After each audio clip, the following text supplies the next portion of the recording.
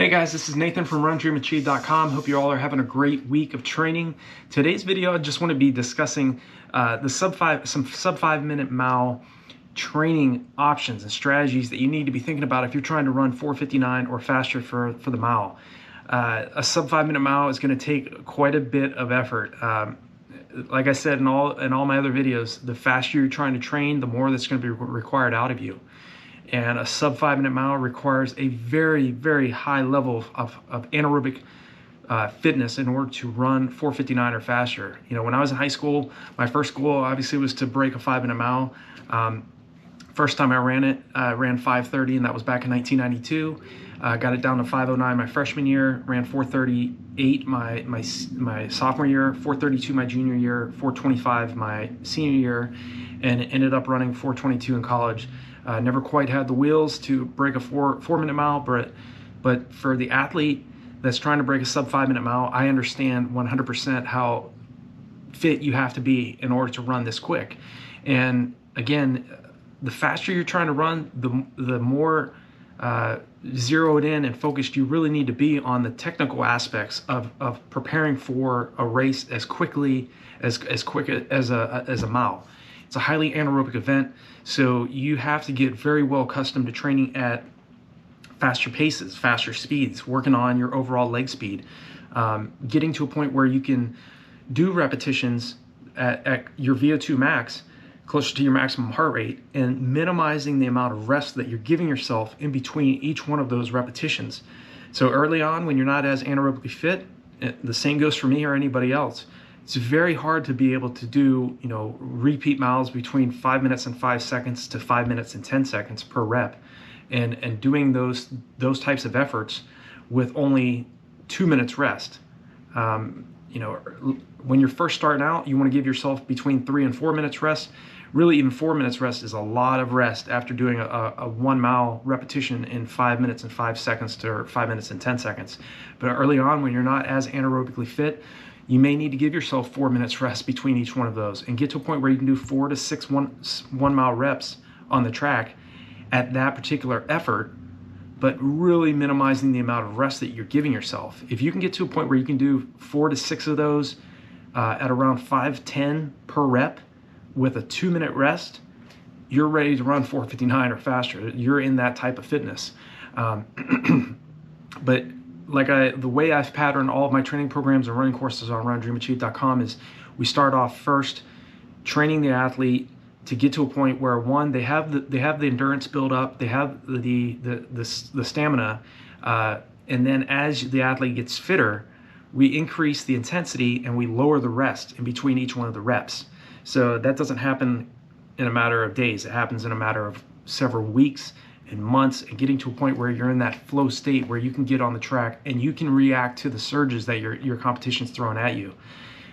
There's no question about it. To run 4:59 or faster for the mile, you will have to be mentally tough, you will have to be physically tough, and you will have had to have put in sufficient time training well under sub 5 minute mile pace to get to a point where you can hold 1 minute and 15 seconds per lap 4 times in a row with no rest in between each rep, each one of those laps.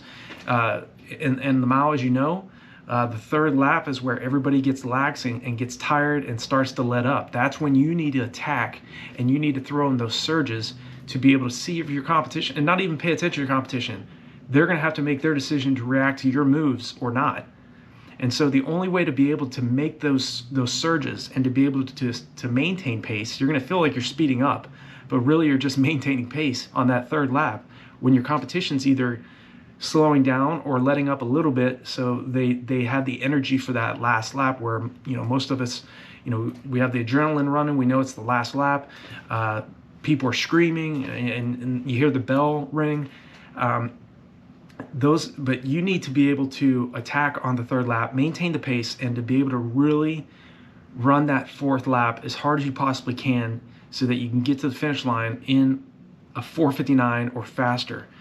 So training, you know, doing repeat quarters earlier on in your training, you want to do those around 1:20 an hour, or minute 20 seconds to minute 22 seconds per rep. and doing between 8 to 16 repetitions on the track. Giving yourself, like I said early on, you want to give yourself, if you're doing 400s, I recommend about 2 minutes recovery. When you're very fit, give yourself about 60 seconds recovery between each one of your 400s. Again, you must be able to be very efficient and economical when it comes to clearing lactic acid and handling higher amounts of lactic acid buildup. And that's why the best malers, the best 5K to marathon athletes, that's the reason why they make it look easier. They make it look like, they don't even look like they're hurting. It's because they've spent so much time training far below their goal race pace that they can have that energy to finish their race and not just be, collapsing on the track. Sometimes they do, because it's just, you're pushing your body to the limit. But a lot of times, a lot of athletes just really make it look easy. I even stand back in awe of them as well. I was never one of those types of athletes, but I did have some events, some races, even mile events where I was able to run a personal best and didn't collapse. I had the energy to run a few miles or a few steps further anyways. But it is, to run 4:59 or faster, you need to be thinking about these types of workouts where you're doing repeat miles, like I said, between 5:05 to 5:10 per rep, with 3 to 4 minutes of rest earlier on in your training phase when you're not as anaerobically fit. And then as you get fitter, you want to maintain that type of effort, but giving yourself down to 2 minutes rest. And once you're at the point where you can do repeat miles on the track, and giving yourself only 2 minutes rest, you're going to be very, very dangerous when it comes to the mile. You're going to be not only you're going to have that strength and stamina that you need, that's absolutely essential to run a sub 5 minute mile, but because you've done those high volume types of workouts and you've lengthened out your long runs, and you've done tempo runs where you do tempo runs about between 3 miles and 5 miles in length, and you're running at your anaerobic threshold for that far and for that duration of time, it's going to make you very, very strong when it comes to racing running under 75 seconds per quarter for 4 laps in a row. So you want to spend time lengthening out the amount of miles you're running for your long runs. You don't need to be running fast every single weekend for your long runs. For the mile, it's a shorter race. It's much more anaerobic as opposed to the marathon and 10K and half marathon, which are more aerobic events. And it's not about volume. So when you're trying to break a 5 minute mile, you don't need to be doing 80 miles a week to run a sub 5 minute mile. You could literally run a sub 5 minute mile on 20 miles a week. And if you're somebody that doesn't have so much, you have a lot of talent, you may be able to run, break a 5 minute mile easily in your first attempt. But there's other athletes out there, such as myself, that don't have a lot of talent, but do have their work ethic and are willing to train hard enough for long enough to get their results. So if you're one of those athletes, you have to rely on your work ethic and be willing to, mentally rehearse. See yourself breaking this time. See yourself getting across the finish line in 4:59 or faster. You have to see it here in your mind before it ever becomes a reality in real life. Billy Mills, the 1964 Olympic 10,000 meter gold medalist, said it best. He said, "The subconscious mind cannot tell the difference between reality and imagination." And he was talking about when he was going into the Olympic Games, 10,000 meter, he had a PR of around 29:45 or 29:50 for 10K. And he ended up winning the gold medal in 28 minutes and 24 seconds. And literally just beat all of the big names that were going into the race. And nobody expected him to win, but he expected to win because he was training visually, mentally, rehearsing, and seeing himself doing what he wanted to do. And I guarantee his subconscious mind was guiding him toward that particular result because he was putting in the physical work, but he was also mentally training and rehearsing and believing in what he wanted to do. So that's what you need to do in order to break a sub 5 minute mile. And sub 5 minute mile training it's just anaerobic work. I mean, you have to have a combination of training at VO2 max effort where you're doing, all out speed workouts. Maybe those are 200s, maybe 300s, maybe 600s, where you're spending at some seconds, several seconds at paces that you simply cannot sustain for an entire mile, but you can sustain it for a few minutes. And as long as you're training at sub 5-minute mile pace and practicing that and doing that sufficiently and for a long enough period of time over several months, once you go down to your taper phase and you start dropping your volume and dropping your intensity and you rest and you like I say, you have that discipline on the track to put in the hard anaerobic work, but you're also backing off and allowing time to recover. If you play it smart and you work smarter rather than harder, which a lot of athletes, we got to get smarter. We have to start using leverage. It's not about working harder to get better results. It's about working smarter and following a setup plan that will get you results, sticking to that plan, but also backing off and jogging and allowing time to recover from each hard workout that you're doing, paying attention to your nutrition, getting enough sleep, hydrating well before and after your workouts. All of these will set you up for success to become a sub 5-minute mile specialist for this particular event. Train at sub 5-minute mile pace. 400 meters, like I said, early on in your training, do those between 1 minute and 20 seconds to 1 minute 22 seconds. Get to a point where you can do them in 113 to 115 per rep with less rest in between each repetition. Okay, repeat 200, starting off at between 41 to 42 seconds per rep. Maybe you're doing 10 to 20 200s on the track, and then get to a point where you drop it down to where you're doing them between 37 and 38 seconds per rep. Repeat Ks. Start off around 320 per K. And then as you train at that anaerobic effort for a specific amount of time, preferably around 3 to 4 weeks. Then start increase the intensity. Get down to like 310, and drop the amount of rest you're giving yourself in between each rep.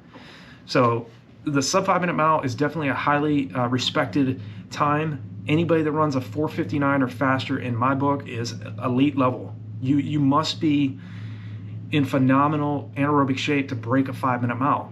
And the faster you're trying to run, if you're trying to run a 4:20 or a 4:40, anything under sub 5-minute mile pace, you had better done your homework in training. Spend time training below that pace, and also run easy enough so that you get the highest return on investment from your training. Okay, you can't just keep pushing the body anaerobically every single week and keep pushing and expect to get a great result. It's also about training smart again. So hope this video has been a help for you. If you have any other questions about the sub 5-minute mile, I definitely know what it takes. I know it took me a few years of hard training to get to a point where I was running well under sub 5-minute mile pace on a routine basis. It didn't just happen like that. Okay, so definitely stick with it. Like I said, mental training is huge. It's the big piece of the puzzle that most athletes forget about.